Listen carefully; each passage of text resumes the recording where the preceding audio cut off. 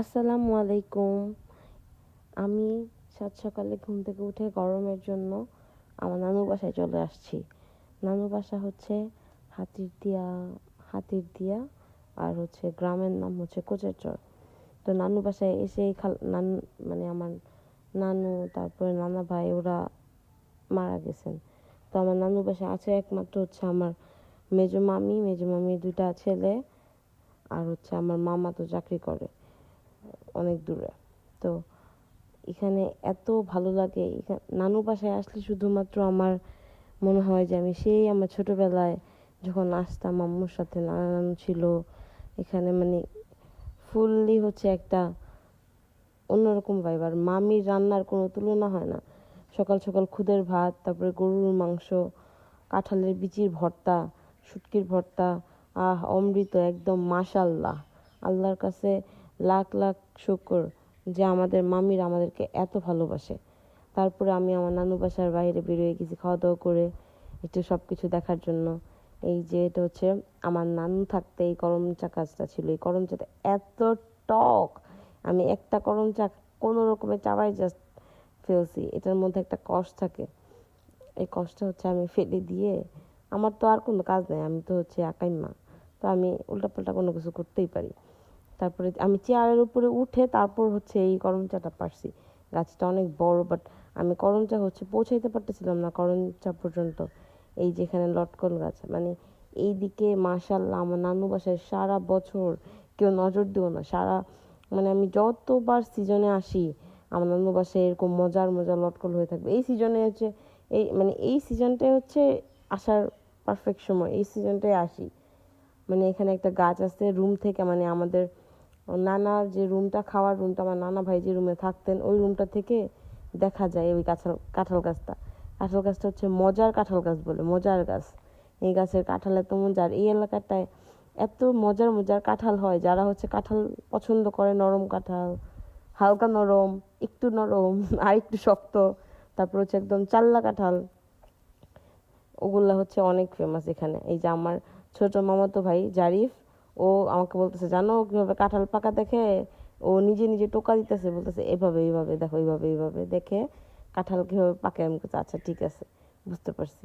এই যেটা হচ্ছে বাসার পিছনে এই জায়গাটা, এখন মামি তো একা মানুষ কত দিকে করবে, বাড়ির সামনে একদম ঝকঝকা ফকফকা, কিন্তু বাড়ির পিছনটা তো অনেক হচ্ছে গাছ টাছ কাঁঠাল হয়ে একদম কাঁঠাল পেকে পড়ে থাকে। আমার মামি একটা শখের মানুষ, মামির কাছে নাই এমন কোনো গাছ নেই। এটা একটা পান গাছ, তো একটা পান গাছের লতা মামি এখানে উঠাই দিছে।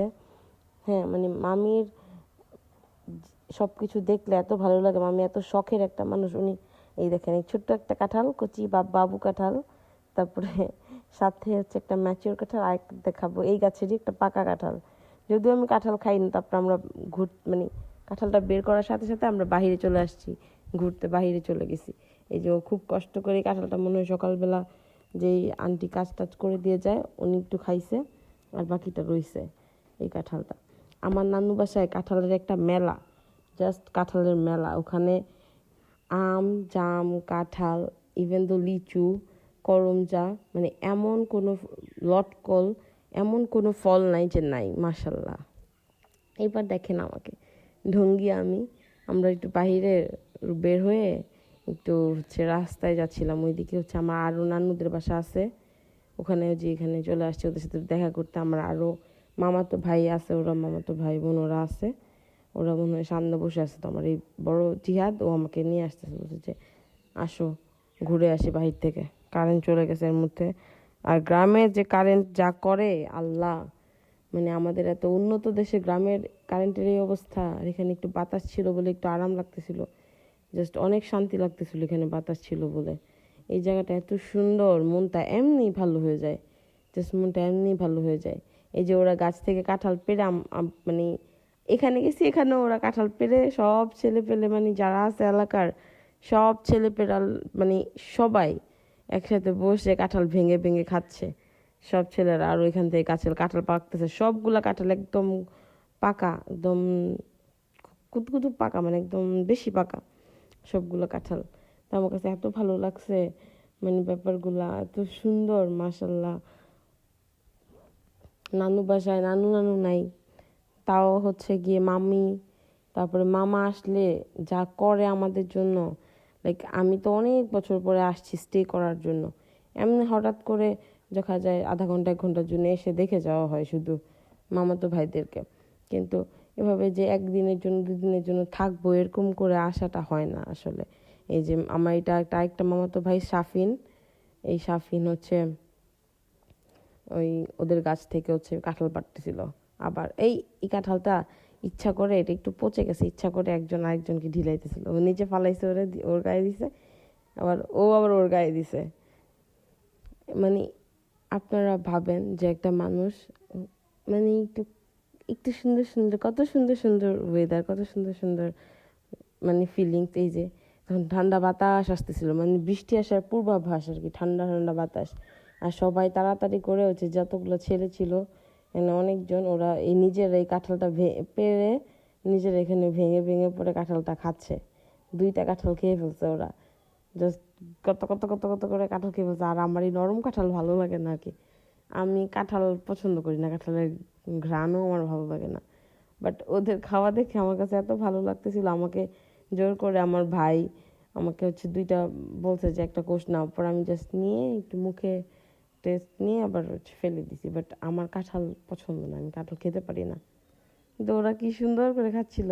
আর দেখেন একটা আজব গাছ, এই গাছটার পুরা গায়ে হচ্ছে কাটা কাটা কাটা কাটা, আমি এমন গাছ কখনই দেখিনি। ও আমারে অ্যাসিস্ট করতেছিল। আর একটা সুন্দর জিনিস দেখাই আপনাদেরকে, দাঁড়ান আসতেছে। এই দেখেন এই কাঁঠালগুলোকে কিন্তু সাবার করে ফেলছে ওরা, শেষ, কাঁঠালের বংশ নির্বংশ করে ফেলছে। তারপরে হচ্ছে বৃষ্টি চলে আসছে, আমরা যে যার যার মতো দৌড়ে বাসায় চলে আসতেছিলাম। এই কাঁঠালগুলো যেখানে ছিল সেখানেই পড়ে আছে, ওরাও চলে যাচ্ছিল। এই জায়গাটায় যখন বৃষ্টি পড়া শুরু হয়ে গেছে, এই যে আমি সুন্দরী চলে যাচ্ছি। আপনারা আমাকে একটু সাপোর্ট করেন, আমি জাস্ট একটু একটু ব্লগিং ট্রাই করতেছি। আল্লাহ হাফেজ, আসসালামু আলাইকুম।